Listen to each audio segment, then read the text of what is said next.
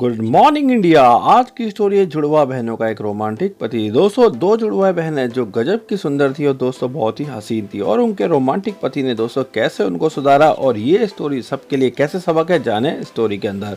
कमला की दो जुड़वा बेटियां थी, अनीता और बबीता। दोनों बहुत ही ज्यादा बाला की खूबसूरत थी और उतनी ज्यादा रोमांटिक थी, और साथ में दोनों एक नंबर की कामचोर थी। दिन भर घर में पड़ी रहती, अपनी माँ कमला का घर का काम में कभी मदद न करती। एक दिन सुबह कमला दोनों को आवाज मारती है, अनीता बबीता जाग जाओ, सुबह हो गई है और ब्रश कर लो, नाश्ता टेबल पे लगा हुआ है। ऊपर कमरे में दोनों बहनों की आवाज आती है, माँ आते हैं, थोड़ा सा सो लें। इस पे कमला बोली, सुबह के 10 बज चुके हैं, आप कितना सोओगे, कॉलेज भी जाना है। कॉलेज का नाम सुनते ही अनीता बबीता फटाफट से नीचे आ गए। अरे माँ, आज तो कॉलेज में बहुत बड़ा प्रोग्राम है, हमें तो पता ही नहीं है। इस पे कमला बोली, और सो जाओ थोड़ी देर। तभी कमला बोली, भाग कर ब्रश करके आओ, टेबल पे नाश्ता पड़ा है, तैयार हो जाओ और कॉलेज पहुंच जाओ। अनीता बबीता ने राजधानी एक्सप्रेस की तरह ब्रश किया और नहा धोकर तैयार होके आ गए। मात्र 5 मिनट के अंदर यह देखकर उनकी माँ कमला हैरान हो गई। अरे बेटी,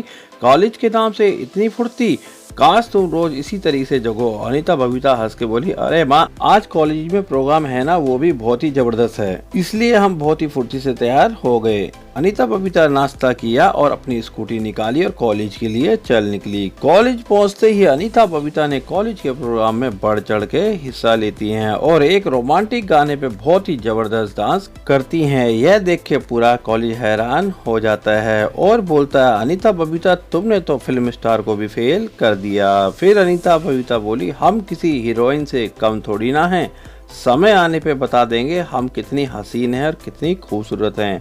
अब कॉलेज का प्रोग्राम खत्म हो गया। अनीता बबीता अपने घर आ जाती हैं। घर आते ही उनकी माँ पूछती है, बेटी कॉलेज का प्रोग्राम कैसा रहा। अनीता बबीता एक साथ बोली, माँ आज तो हमने कॉलेज का स्टेज ही हिला दिया, पूरे कॉलेज में हमारे ही चर्चे हैं।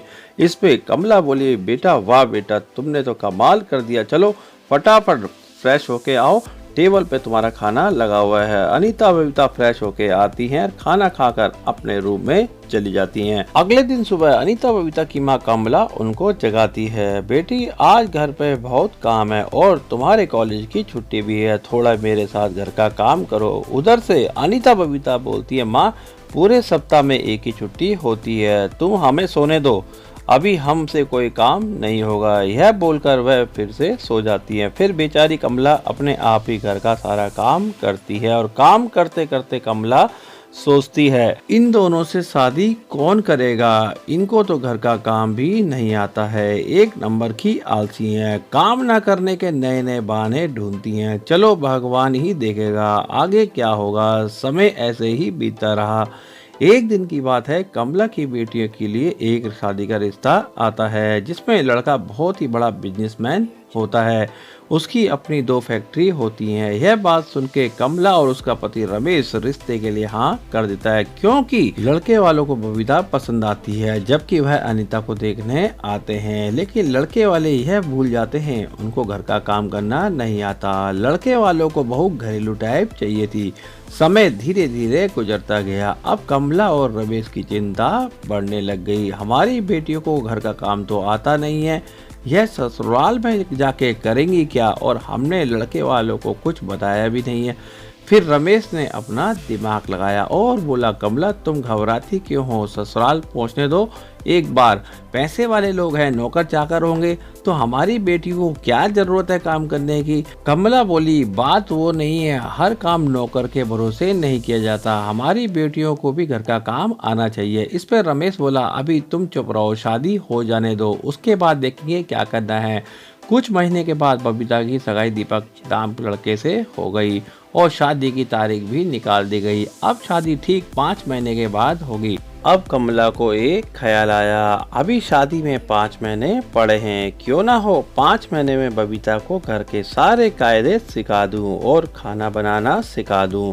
फिर कमला बबीता को अपने पास बुलाती है, बेटी अब तुम्हारी सगाई हो गई है और 5 महीने के बाद तुम्हारी शादी होने वाली है, तो घर का काम करना सीख लो और आज से खाना बनाना सीख लो। 5 महीने बहुत होते हैं, मैं जैसा जैसा बोलती हूँ वैसा वैसे ही करती जाओ। फिर बबीता को गुस्सा आया, माँ मुझसे घर का काम नहीं होगा, शादी होती हो या ना होती हो, मैं घर का काम नहीं करूँगी, ना मैं खाना बनाऊंगी ससुराल में जाके। इस पर अनीता ने और आग लगा दी। बबीता तू सही बोल रही है, हमने अपने घर में तो कोई काम कभी किया नहीं और तुम ससुराल में जाके नौकरानी बनोगी। फिर कमला ने अनीता को गुस्से में डांट दिया, बोली बेटी काम तो करना ही पड़ेगा, ससुराल में तुम हमारा नाम डुबा के रहोगी। दोनों बहनें एक साथ बोली, देखो माँ तुम ज्यादा जबरदस्ती करोगी तो हम घर छोड़ के भाग जाएंगे। अब कमला की चिंता और डबल हो गई। उसने अपने पति रमेश को बोला, हमारी बेटियों को क्या हो गया है, इतने नसीब से रिश्ता मिला है, उस पर भी देखो इनके नखरे। एक दिन कमला के फोन पे उनके दामाद दीपक का फोन आ जाता है। दीपक बोला, मम्मी जी बबीता को खाना अच्छा बनाना आता है ना, क्योंकि मैं उससे जब भी फोन पे खाने की बात करता हूँ तो वह बात घुमा देती है। इस पे कमला बोली, बेटा खाना बहुत ही जबरदस्त बनाती है, तुम उंगली चाटते रह जाओगे। यह सुन के दीपक खुश हो गया। दामाद का फोन करते ही कमला भागकर बबीता के पास गई। देखो जिस चीज का डर था वही हो गया। दामाद साहब का फोन आ गया। बोले, मम्मी जी बबीता को खाना बनाना आता है, तो मैंने भी हाँ बोल दिया। फिर अनीता बबीता बोली, अरे माँ क्यों टेंशन लेती हो, शादी हो जाने दो ठीक से। 2 दिन के बाद दीपक का फोन बबीता को आता है। चलो आज तुम्हें शॉपिंग करने ले चलता हूँ। फिर बबीता बोली, मेरी बहन अनीता भी साथ आएगी। दीपक बोला, कोई बात नहीं, साली साहिबा को भी साथ ले आओ। अनीता बबीता दोनों तैयार होकर मार्केट पहुँच जाते हैं, जहाँ पर पहले से दीपक उनका इंतजार कर रहा होता है।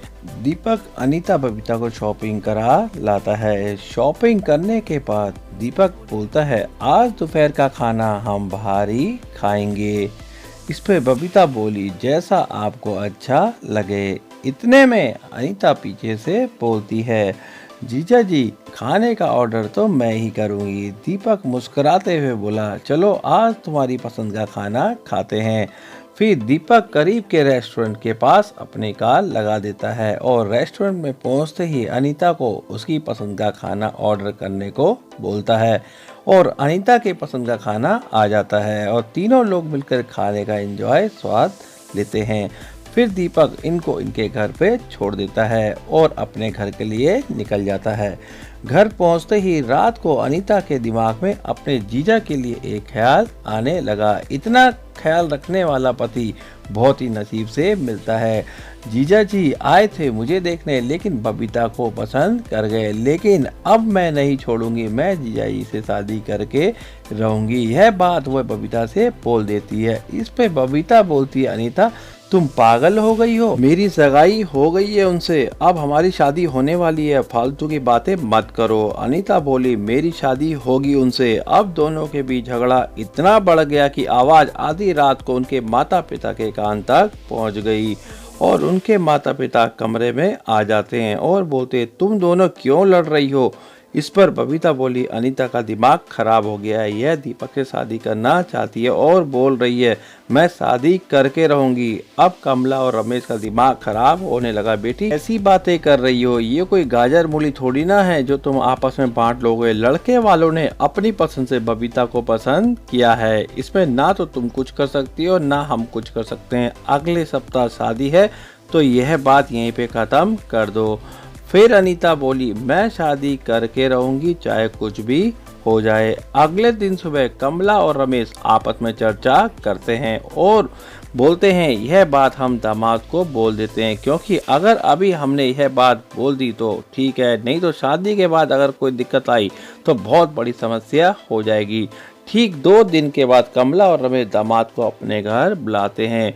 जिस टाइम यह दोनों बहनें कॉलेज होती हैं। दामाद घर पहुंचकर बोलता है, मम्मी जी पापा जी आपने मुझे क्यों बुलाया है। रमेश और कमला अपने दामाद के सामने सारी समस्या रख देते हैं और उनके आंसू आ जाते हैं। इस पे दामाद दीपक बोलता है, मम्मी जी पापा जी आप चिंता मत करो, इतनी सी छोटी बात के लिए टेंशन लेने की जरूरत नहीं है, मैं सब निपट लूंगा। ठीक 1 दिन के बाद दीपक अनीता और बबीता से मिलता है और बोलता है, मैं आपके घर गया था और मुझे सारी बातें पता लग गई हैं, अब बताओ तुम दोनों क्या चाहते हो।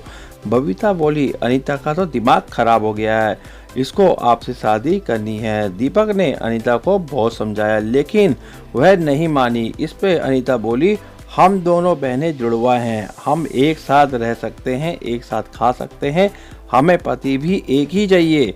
इस पे बबीता बोली, नहीं, पति अलग अलग होना चाहिए। फिर दीपक दोनों को प्यार से समझाकर यह बोलकर चले जाते हैं कि घर जाके दोनों सोच लो क्या करना है और मुझे अगले दिन बता देना। घर पहुंचते ही अनीता और बबीता पूरी रात इसके ऊपर बात करते हैं और अनीता बबीता को समझा देती है कि हम दोनों मिलकर जिस तरीके से यहाँ पर एक साथ रहते थे वहाँ पर भी एक साथ रहेंगे और हम दोनों का पति भी एक ही होगा। बबीता भी अनीता की बातों में आ गई। अब यह बात दोनों परिवारों के बीच में पहुंच गई। दोनों परिवारों ने आपस में इसके ऊपर चर्चा करी लेकिन सबका एक ही बोलना था, अगर दीपक को कोई आपत्ति नहीं है और यह दोनों बहनें मान रही हैं तो हम लोग इसमें कुछ नहीं कर सकते।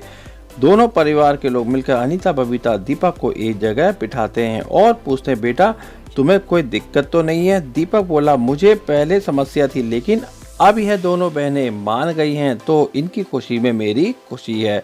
ठीक 2 दिन के बाद शादी हो जाती है और शादी की पहली रात को जो उनकी सुहागरात होती है उस पे दीपक अनीता बबीता से पूछता है, अब बताओ तुम में से कौन पहले मेरे साथ सुहागरात में आएगा? अनीता बोली, मैं बड़ी हूँ तो पहले मेरा हक बनता है। लेकिन दीपक ने एक शर्त रख दी, हमारी सुहागरात पक्की होगी लेकिन तुम ये बताओ खाना किसको बनाना आता है और घर का काम किस किस को आता है और कौन कौन पूजा पाठ करना जानता है। और यह बात दीपक अच्छे तरीके से जानता था कि इनको कुछ भी नहीं आता।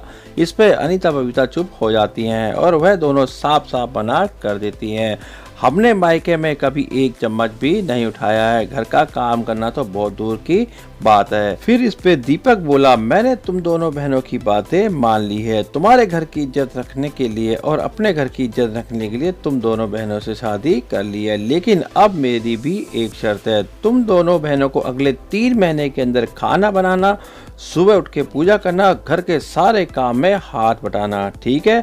और समय पे कॉलेज जाना है और समय पर कॉलेज से घर आना है और उसके बाद घर के सारे काम करके बड़े बूढ़ों का सम्मान करना है। यह सारे काम 3 महीने में अगर मुझे करके दिखाओ उसके बाद ही हमारी सुहागरात होगी। यह सुनते ही अनीता बबीता के पैरों से जमीन निकल जाती है और वह दीपक को समझाती हैं, आज हमारी शादी की पहली रात है और हमें खुलकर रोमांस और प्यार की बातें करनी चाहिए।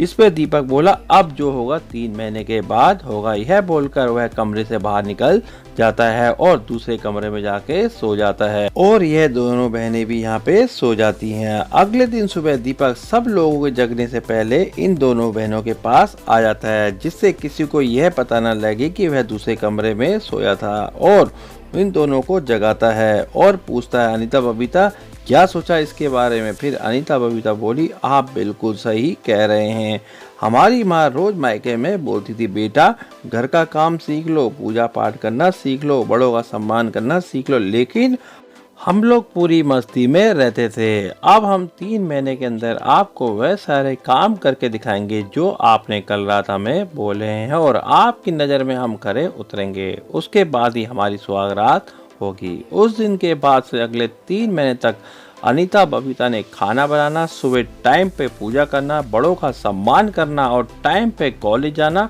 घर आना और अपनी पढ़ाई बराबर टाइम पे करना शुरू कर दिया और वह एक आदर्श पत्नी की तरह रहने लगी। अब अनीता बबीता की मां दामाद को धन्यवाद बोलती हैं कि जो काम हम पिछले 22 साल में नहीं कर पाए वह आपने मात्र 3 महीने के अंदर करके दिखा दिया। ठीक 3 महीने के बाद अनीता बबीता पूरी तरीके से बदल चुके थे। अब उनकी सुहागरात का टाइम आ गया। दीपक ने सुहागरात की उस रात को अनीता बबीता को एक संदेश देना चाहा, अगर तुम मायके से यह सब कुछ सीख के आती तो आज तुम्हें यह सब नहीं करना पड़ता। यह बोल के अनीता बबीता मुस्कुरा जाती हैं और दीपक को अपने गले लगा लेती हैं और बोलती हैं, आपने आज बहुत बड़ा हमें सबक दिया है। और अब उनका वैवाहिक जीवन बहुत ही अच्छा गुजरने लगा और शहर में अनीता बबीता के चर्चे सबके लिए एक उदाहरण बन गया। दोस्तों, इस स्टोरी से हमें ये सीखने को मिलता है कि हमारे माता पिता का जो भी हमें सिखाते हैं उस पर हमें अमल करना चाहिए, नहीं तो आगे जाके अनीता बबीता जैसी स्थिति हो सकती है। आज की कहानी से सीख, हमें अपने माता पिता का कहना मानना चाहिए। मायके में माँ की सिखाई हुई चीजें और ज्ञान की बातें हमेशा ससुराल में एक अच्छा वातावरण बनाती हैं। आज की कहानी सभी बेटियों को जरूर देखनी चाहिए। दोस्तों, अगर आपको ये स्टोरी अच्छी लगी हो तो लाइक कर देना, चैनल को सब्सक्राइब कर देना, बेल आइकन को क्लिक कर देना, जिससे मेरा हौसला बढ़े, नेक्स्ट टाइम मैं आपके लिए और भी अच्छी स्टोरी बना सकूं। आपका दिन शुभ रहे।